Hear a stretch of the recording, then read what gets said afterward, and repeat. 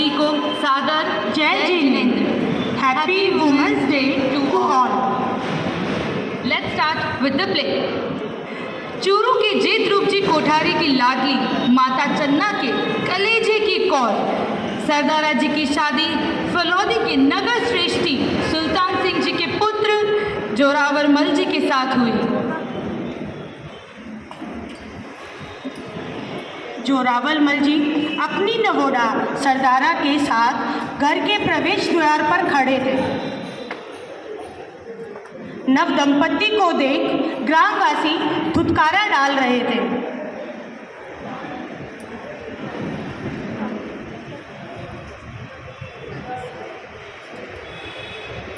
लेकिन नियति को कुछ और ही मंजूर था। मात्र 10 वर्ष की आयु में शादी के 5 मास बाद ही सरदारा जी की जीवन बगिया वीरान हो गई।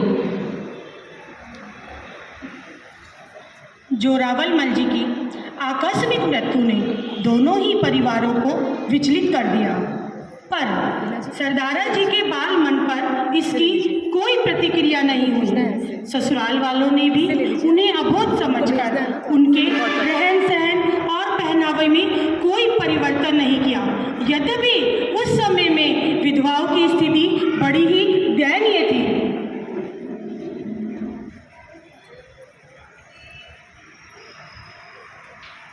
फलौदी से बालिका सरदारा चूरू आई। उस समय थली प्रदेश तेरापन धर्म संघ से बहिष्कृत चंद्रभान जी का प्रमुख विहार क्षेत्र था। सरदारा जी के पारिवारिक सदस्य भी उनके पास व्याख्यान सुनते, पोषण, सामायिक इत्यादि करते। सरदारा भी अपनी शक्ति के अनुरूप जाप, तप, सामायिक आदि करने लगी। 13 वर्ष की छोटी उम्र में ही उन्होंने यावत जीवन रात्रि भोजन परित्याग, चौविहार, हरी सब्जी तथा प्रति चतुर्दशी को उपवास करना प्रारंभ कर दिया। सरदारा जी ने इसी क्रम में एक रात में 13 द्वार सीखकर अपनी विलक्षण मेधा शक्ति का परिचय दिया। इसी प्रकार अन्य थोबड़े भी सीखे।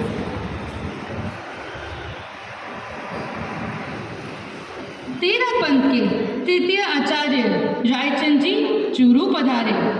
तब तक चंद्रभान जी की ही श्रद्धा सरदारा जी के अंतःकरण में थी, इसलिए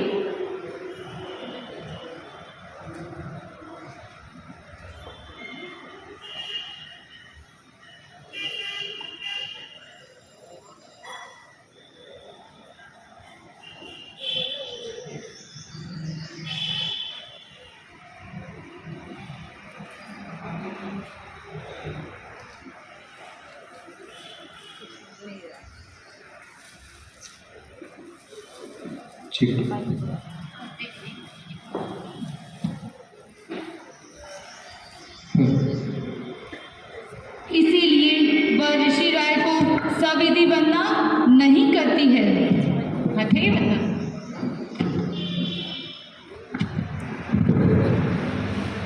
साधुओं के संसर्ग से वैराग्य के अंकुर सरदारा जी के मन में प्रस्फुटित हुए और उन्होंने मन ही मन विचार किया। ओहो, मेरा जीवन वैराग्यचित नहीं है। मुझे अपने रहन सहन में परिवर्तन लाना चाहिए। वे अपने वस्त्रों और आभूषणों का परिसीमन करने लगी। काय सिद्धि के अभ्यास के लिए उन्होंने अपने शरीर को इतना साध लिया कि भीषण गर्मी के समय धूप में बैठकर चार समाई करती और कड़ाके की सर्दी में रात्रि के पिछले प्रहर में एक ही वस्त्र ओढ़कर 3 समाई करना उनके जीवन का क्रम बन गया। आपका मन धर्म में इतना लीन हो गया कि सरदारा जी ने अपने परिवारजनों के समक्ष दीक्षा की भावना रखने के लिए गई। प्रणाम जेठानी जी। जेठानी जी, मैं दीक्षा लेना चाहती हूँ। आप मुझे दीक्षा की आज्ञा प्रदान करें। तभी सरदारा जी के भाई का आगमन होता है। नहीं नहीं, किसी भी हालत में मेरी बहन को दीक्षा की अनुमति मत देना। बहन, तुम मेरे साथ चूरू चलो। विक्रम संवत 1896 जीतमल जी का चातुर्मास चूरू में था। सरदारा अपने पीहर पहुंचती है और अपने पिता से मिलने पर कहती है, प्रणाम पिताजी। पिताजी, मैं दीक्षा लेना चाहती हूँ। आप मुझे दीक्षा की अनुमति प्रदान करें। अगर आप दीक्षा की आज्ञा नहीं देंगे तो मैं घर में ही साध्वी वेश धारण कर लूँगी। सरदारा, दीक्षा के लिए ससुराल वालों की अनुमति जरूरी है, पियर वालों की नहीं। तो तुम व्यर्थ ही उन पे इतना दबाव क्यों डाल रही हो?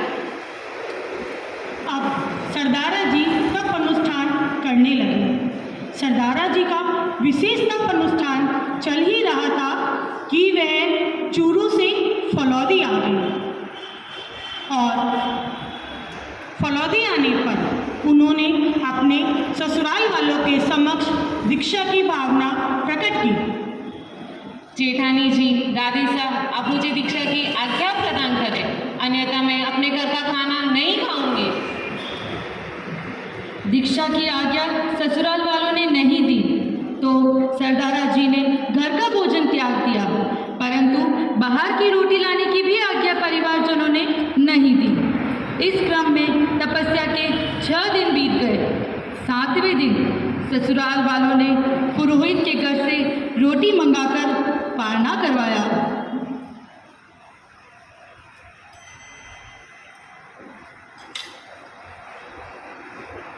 2 दिन बाद बेले की तपस्या का पालना करने के लिए सरदारा जी स्वयं भिक्षा लेने के लिए दासी को लेकर बाहर निकली। उन्हें देखकर बच्चे भी नगर में जोर जोर से व्यंग करने लगे। देखो देखो, डड्डू के घर की सेठानी भीख मांगने जा रही है। यह सुन जेठ जी ने गुस्से से कहा, सरदारा, दासी के साथ भले ही भिक्षा के लिए घर से बाहर जाओ, पर भिक्षा मंगवाकर भले ही खाओ, पर भिक्षा के लिए घर से बाहर ना जाओ। दीक्षा की अनुमति नहीं मिलने तक मुझे महाजनों के घर के खाने का त्याग है। द्वारपाल, घर का मुख्य द्वार बंद कर दो। बहु सरदारा घर से बाहर न जाने पाए। सरदारा को घर में बंद कर दिया गया और जेठ जी भोजन कर ही रहे थे कि भोजन करते समय उन्हें सरदारा के कुछ कर्कश वाणी सुनाई दी। मैंने नहीं सोचा था ये घर कसाईयों और निर्दयी लोगों का है। मैं तो यहाँ महाजनों का घर समझ के रह रही थी। सरदारा जी के वचनों को सुन जेठ जी भीतर तक तिलमिला उठे। भोजन बीच में ही छोड़ दिया। दासी, सरदारा को ओरे में बंद कर दो। ओरे में बंद सरदारा जी ने सोचा, घर में ही साध्वी बनने का यह अति उत्तम अवसर है। अब सरदारा जी ने पास में पड़े हुए तकिए को लिया और उसमें से सिलाई किए हुए साध्वी के वस्त्र निकाले और पहन लिए। साथ ही साथ अपने बालों का लुंचन स्वयं करने लगे। घर के बच्चों ने देखकर अपने पिता बहादुर सिंह जी से कहा, पिताजी पिताजी, अंदर तो चाची नहीं है, अंदर तो एक साध्वी बैठी है, वो अपना लोचन कर रही है। इसका वेश उतार दो, इसको लुंचन मत करने दो, इसके हाथ पकड़ लो। जेठानी आगे बढ़ती है। खबरदार, अगर आपने मुझे छूने की कोशिश भी करी तो आपको आपके दोनों पुत्र की सौगंध है। जेठानी मन ही मन इस बात से भयभीत हो रही थी कि इस प्रकार देवरानी को कोई कष्ट देने से कोई अनिष्ट ना हो जाए। दूसरी ओर जेठ जी ने एक युक्ति निकाली और कहा, सरदारा, तुम स्वयं ये कपड़े खोल लो, नहीं तो तुम्हारे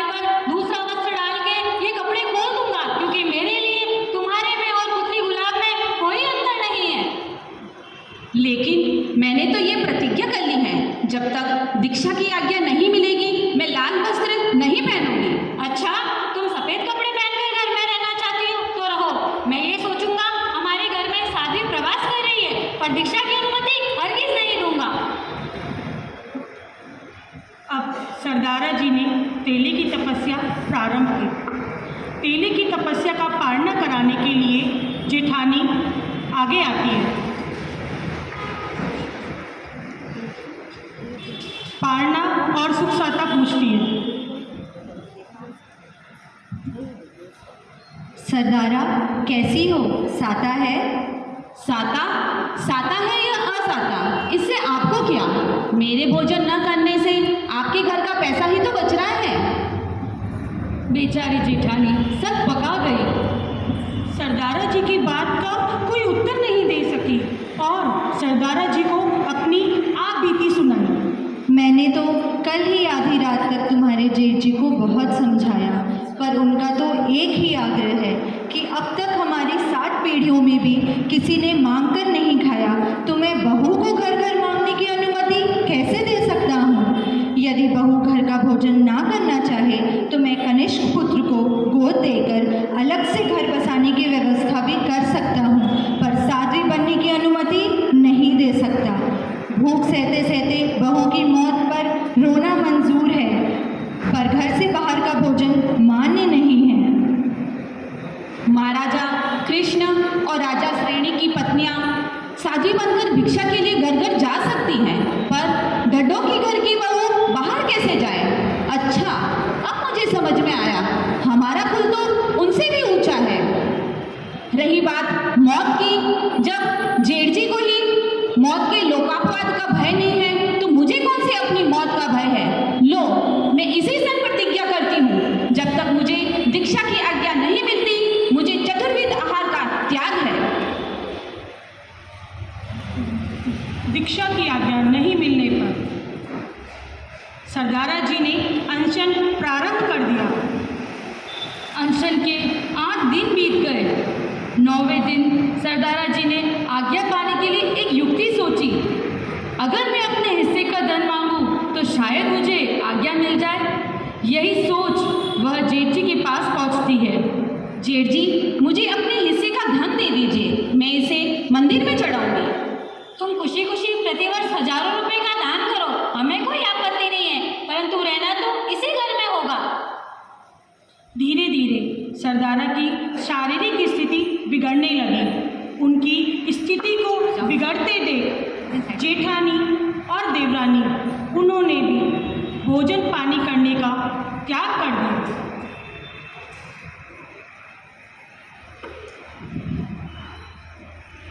जेठानी और देवरानी के भोजन त्याग करने पर जेठ जी ने दादी माँ से कहा,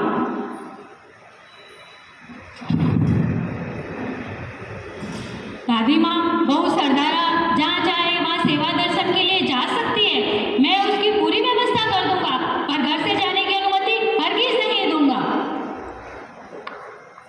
10वें दिन जब सरदारा जी अपनी बात को लेकर कचहरी में गई तो पूरी फलौदी में यह एक चर्चा का विषय बन गया।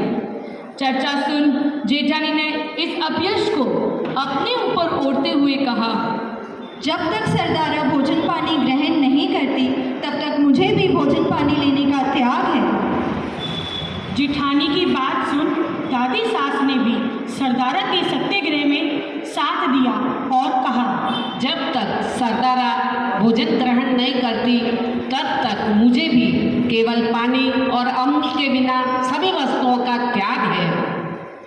बूढ़ी दादी का परित्याग देख सरदारा जी के जेठ जी आज्ञा पत्र लिखने के लिए सहमत हुए और यही खुशखबरी सुनाने के लिए जेठानी सरदारा के पास गई और कहा,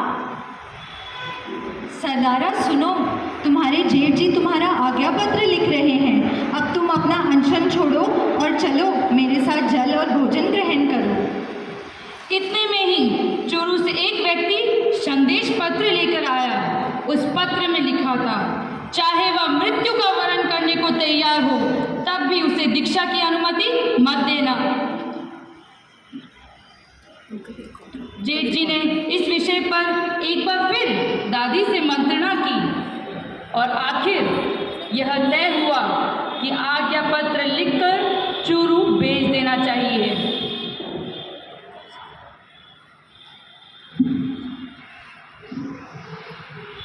इस बात से अनजान सरदारा बड़ी ही खुश होकर जेठ जी के पास गई और कहा,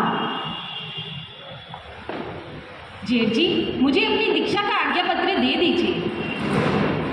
तुम्हें ये आज्ञा पत्र यहाँ नहीं मिलेगा। तुम्हारे साथ जाने वाला व्यक्ति चूरू में ये आज्ञा पत्र तुम्हारे पिता को दे देगा। महीनों तक चूरू विदा न करते देख सरदारा जी ने कहा, जब तक आप मुझे चूरू के लिए विदा नहीं करेंगे, जब तक मेरे चतुर्विध आहार का परित्याग है।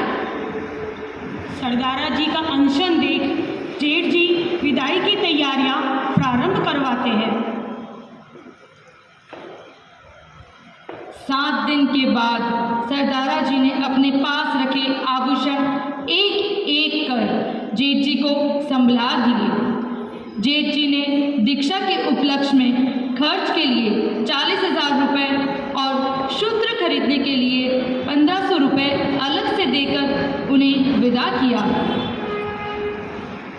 परंतु ये ध्यान रहे, अगर मुझे चूरू में भी दीक्षा का आज्ञा पत्र नहीं मिला तो मैं वापस फलोदी आ जाऊंगी।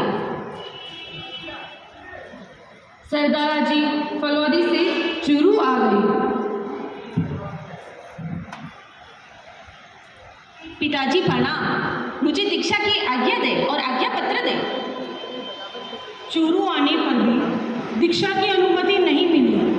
तब सरदारा जी ने अपने आत्मसाहस को बटोरा और प्रतिज्ञा की, जब तक मुझे दीक्षा का आज्ञा पत्र नहीं मिलता तब तक मैं अपने भाई से न बात करूंगी, न नजर उठा के उनके सामने देखूंगी और हमेशा श्वेत वस्त्र ही धारण करूंगी। निरंतर तेले तेले की तपस्या करूंगी और तपस्या के पाने में आइंबिल करूंगी और आइंबिल भी मैं दूसरों के घर से मंगाकर ही करूंगी। महीनों तक आज्ञा पत्र न मिलने पर सरदारा जी विचलित हो गई। इधर परिवारजन भतीजी की शादी करने बीकानेर जाने वाले थे। तभी सरदारा जी ने एक युक्ति सोची। अपने भतीजी को एक कक्ष में बंद कर ताला लगा दिया।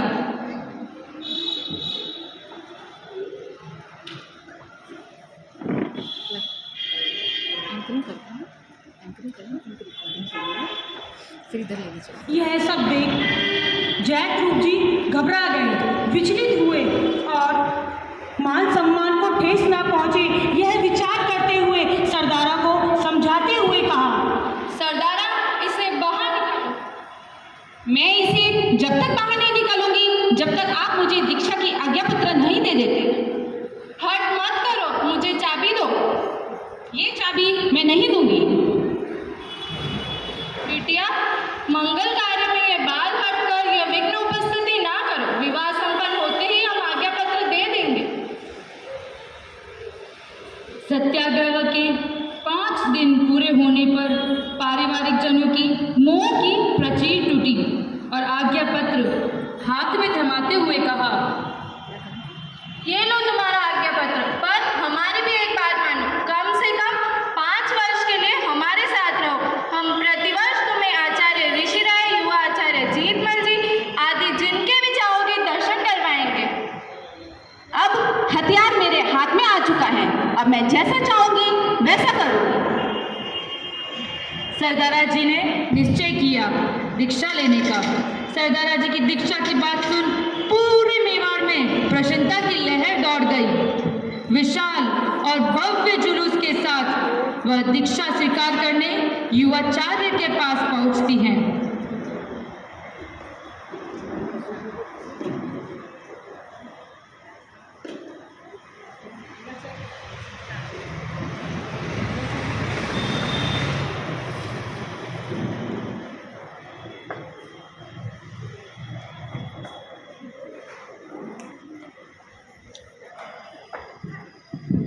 तुम दीक्षा के लिए तैयार हो?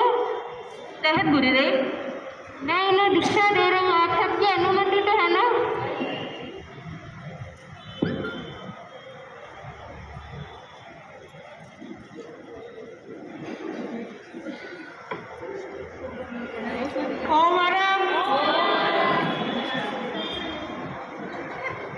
साध्वी सरदारा जी। उनका अभावाल्य बहुत ही उज्जवल और पवित्र था। उनकी दीक्षा के मात्र 6 मास बाद ही मुनि हेमराज जी की आंखों की ज्योति वापस आ गई, जो कि मोतियाबिंद के कारण 4 वर्ष से गई हुई थी। युवाचार्य मेवाड़ से विहार कर नागौर कस्बे में पधारे और आचार्य ऋषि राय जी के दर्शन किए, वंदना की और सुख साता पूछी।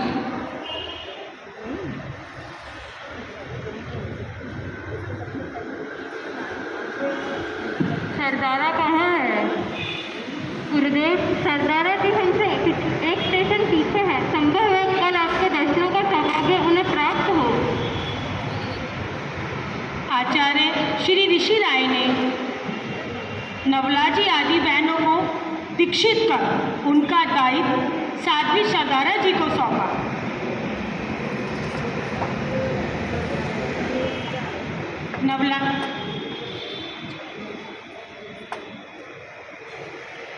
नवला जी एक बार जयाचार्य जी की उपपात में आई और प्रार्थना के स्वर में कहा,